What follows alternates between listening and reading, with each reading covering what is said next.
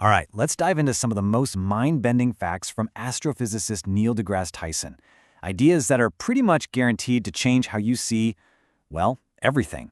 And believe it or not, our journey is going to start right here on Earth, in a time you think you know, but you probably don't.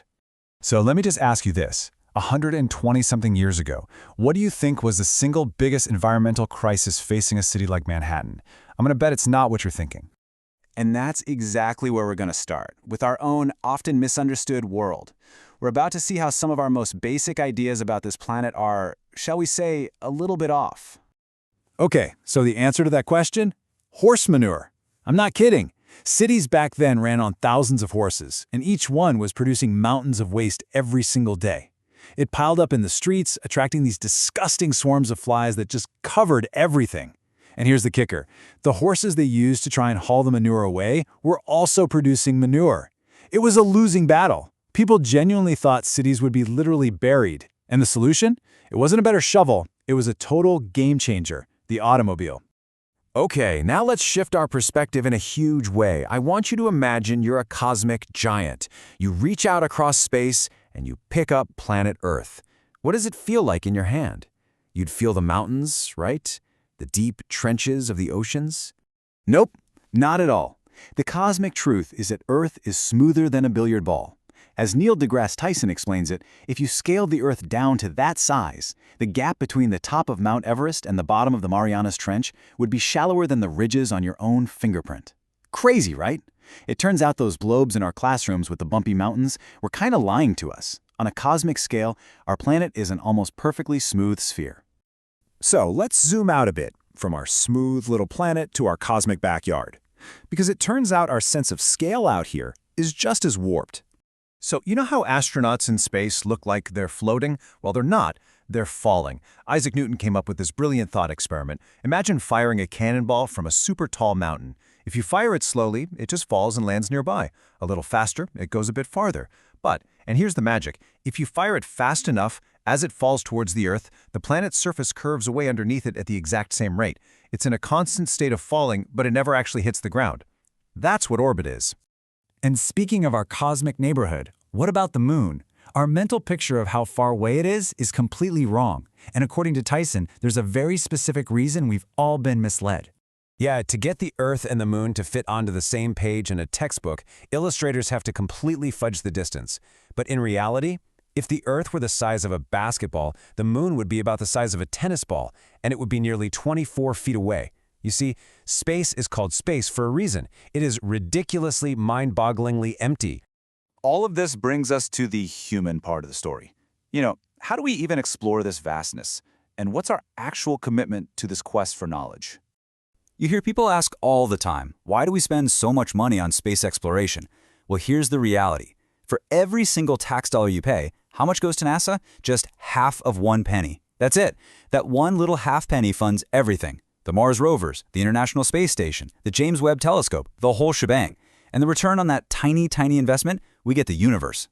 And, when humanity really puts its mind to something, the pace of change is just staggering. Think about this. In 1930, we discover an object out there we call Pluto. A little later, we discover a new element and name it plutonium. Just 15 years after that, that same element is weaponized. In that same blink of an eye, we break the sound barrier, and then we launch ourselves into space. It was just this incredible, world-altering explosion of discovery. But that journey into space wasn't just about going up. It also opened our minds to some even stranger ideas, forcing us to deal with the very nature of time itself. And this is where things get really, really weird. Thanks to Einstein's theory of relativity, we have something called the Andromeda paradox. And what it basically says is that the idea of a universal now is a complete illusion.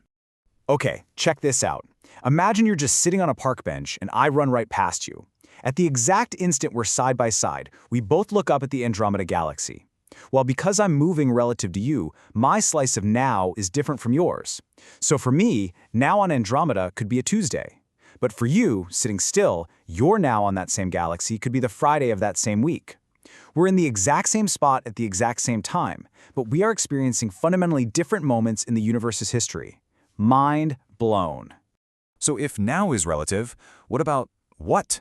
What is all this stuff around us actually made of? Well, this journey takes us to the absolute deepest secrets of the cosmos. Tyson puts it about as bluntly as you can, but it's a really humbling truth.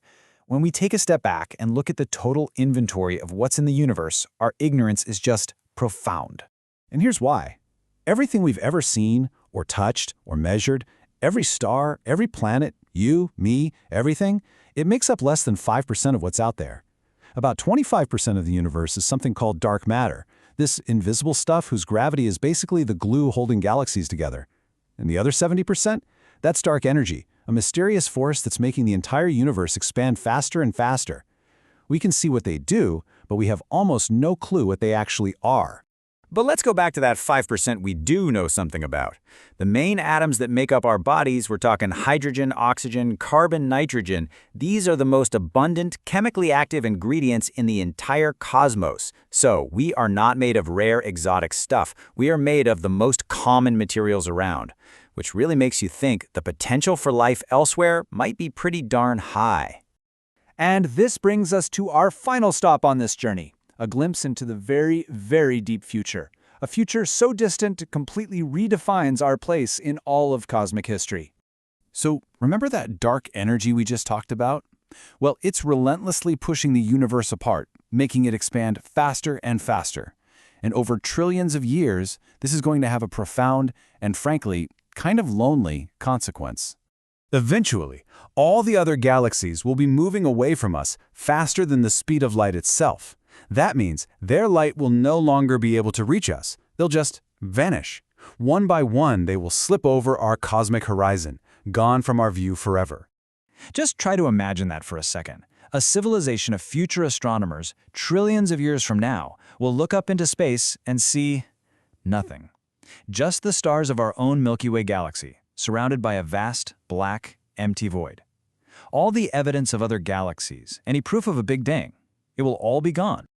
And that leaves us with one last truly staggering thought. Our entire knowledge of the universe, the fact that it had a beginning, that it's filled with billions of other galaxies, all of that is only possible because we happen to be alive in this specific era of the cosmos.